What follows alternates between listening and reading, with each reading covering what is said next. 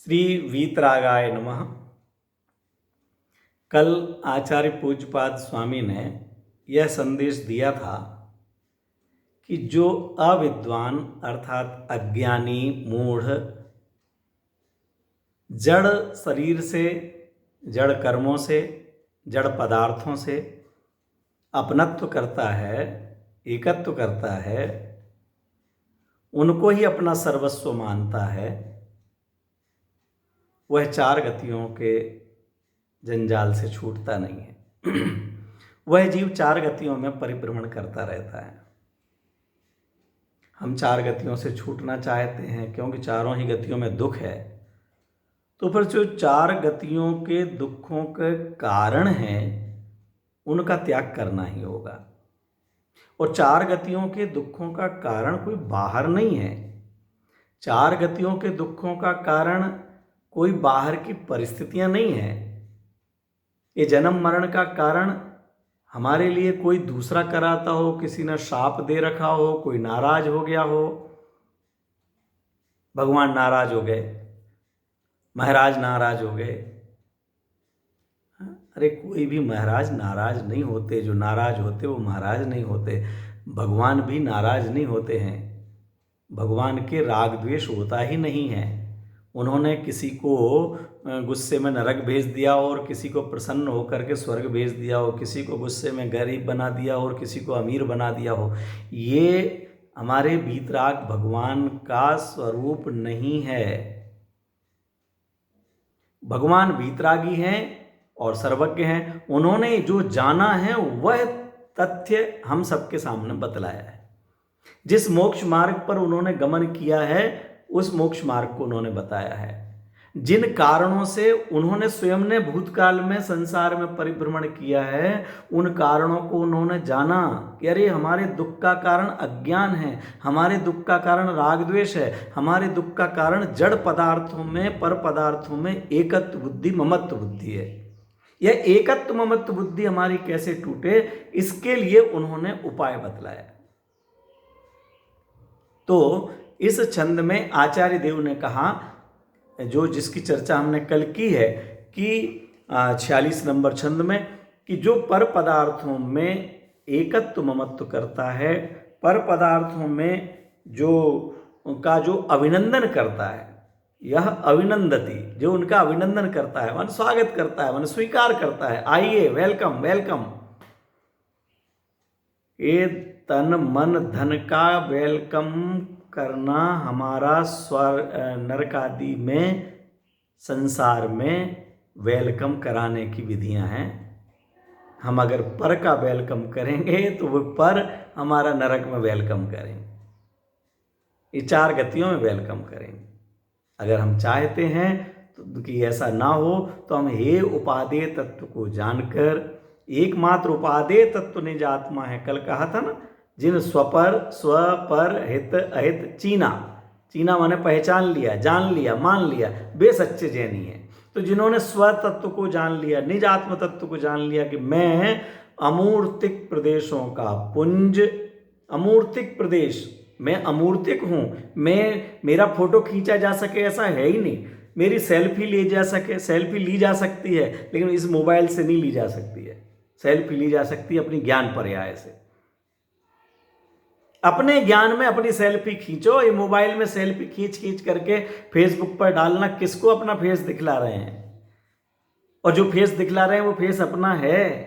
अरे जो फेस देख रहे हैं वो फेस क्या है मेरा, उसको जानते हैं? जो लाइक कर रहे हैं वो वास्तव में किसको लाइक कर रहे हैं? वो लाइक करने वाले अपने नहीं हैं। हमने अपने कोई लाइक नहीं किया, कोई हमारे लिए क्या लाइक करेगा? सबसे पहले हम अपना स्वरूप जान के अपने को तो लाइक करें। सबसे पहला लाइक का बटन अपने लिए दबाएं कि अरे वाह वाह वाह, मैं ज्ञान आनंद स्वभावी हूँ, मैं ज्ञायक आत्मा हूँ, मैं चैतन्य परमात्मा हूँ, मैं अनादि अनंत तत्व हूँ, मैं अरस अरूपी भगवान आत्मा हूँ, मैं गोरा काला मोटा पतला हूँ ही नहीं। ये गोरा काला जो दिखता है वो चाम है, चमड़ा है, और मोटा पतला होना इसका काम है। मैं सब शरीरों से रहित में आत्मा, मैं सदा ज्ञायक स्वभावी आत्मा। जिनके ज्ञान में ज्ञायक आ गया और वो उनका जीवन धन्य हो गया। जिन्होंने गायक की चर्चा सुनी उनका जीवन भी कथनचित किसी अपेक्षा धन्य है, और जो इस गायक की चर्चा से भी दूर है, इसका मतलब वो अपने आप से दूर हैं। जो अपने आप से दूर हैं वे सुख से दूर हैं। इसलिए मित्रों, अपने नजदीक आओ।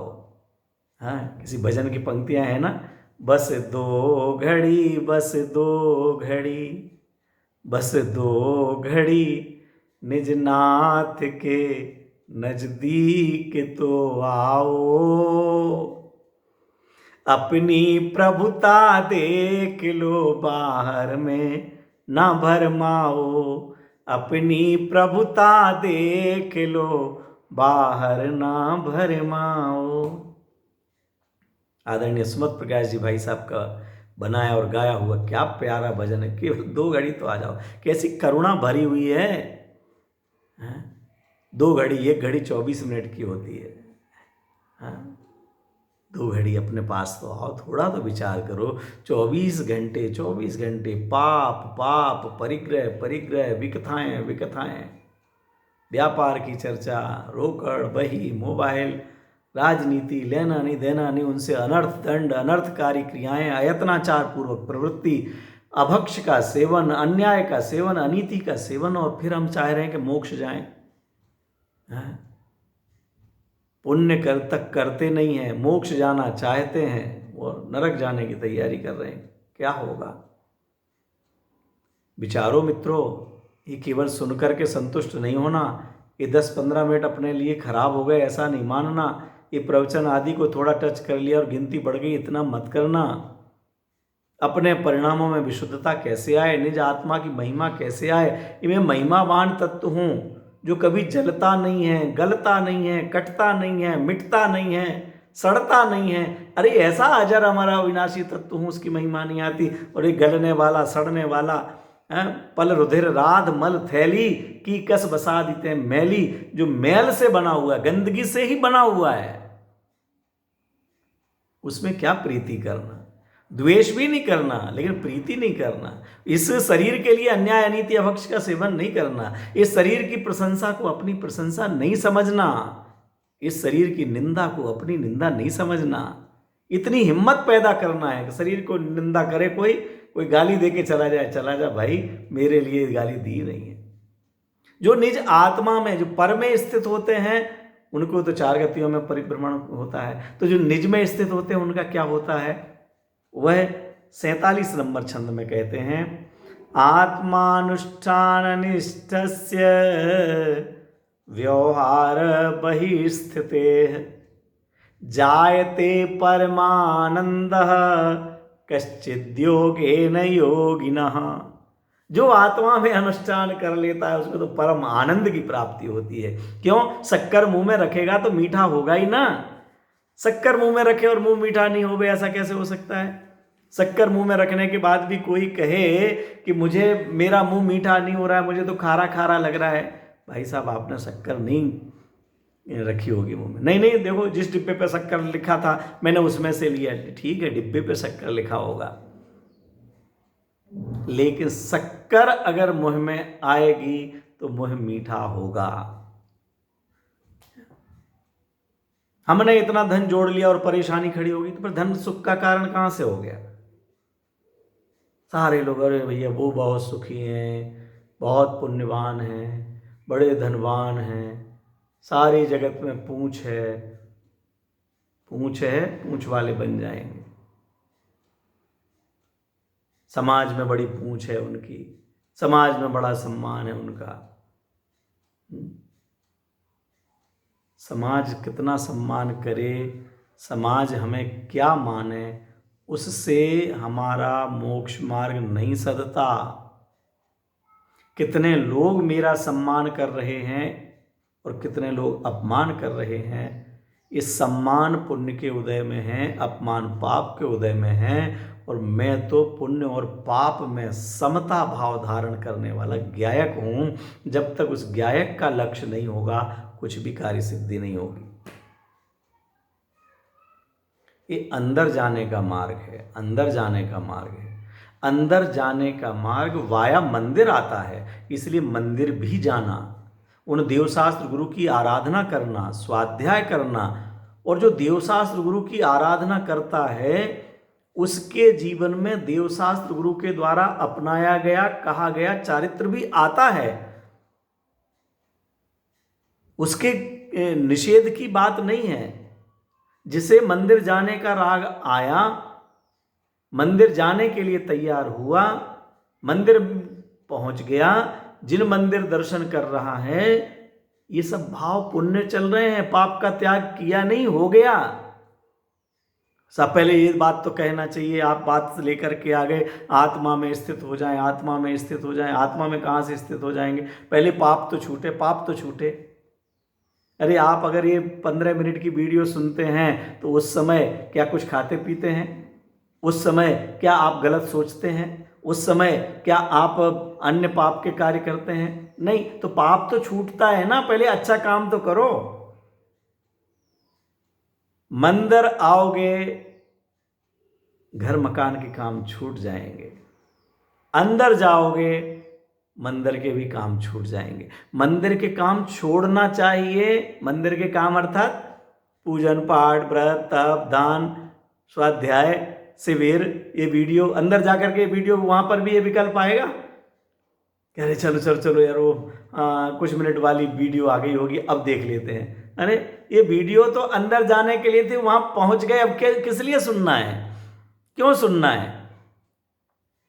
जहां जब अंदर पहुंचे तो सुनना सुनाने का राग ही समाप्त हो जाता है। तो मंदिर तो आना ही है। गृहस्थ जीवन में जिन जीवों को मंदिर जाने का भाव नहीं आता, जो मंदिर से दूर है वो नरक के पास है। जो स्वाध्याय भवन से दूर है वो नरक तिरंज गति के पास है। जो केवल व्यापार व्यापार और पापमय जीवन जी रहा है, वह उसका 4 गतियां ही उसके पास में है। मोक्ष तो बहुत दूर है, आनंद नहीं आएगा। अरे जिसमें आनंद है ही नहीं, उनको इकट्ठा कर लेने से और क्या हो जाएगा?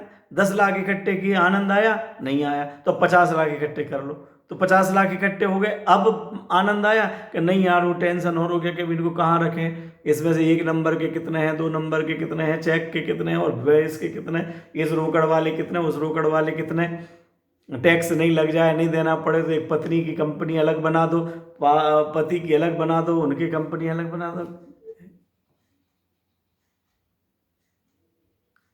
पाप कमाने के लिए सबकी कंपनियां अलग अलग हैं, सब अलग अलग हैं। ये फाइल उनकी, वो फाइल उनकी, सीए साहब ने सब समझा दिया है। और दान देने का नंबर आवे तो सबकी फाइल एक हो जाती है।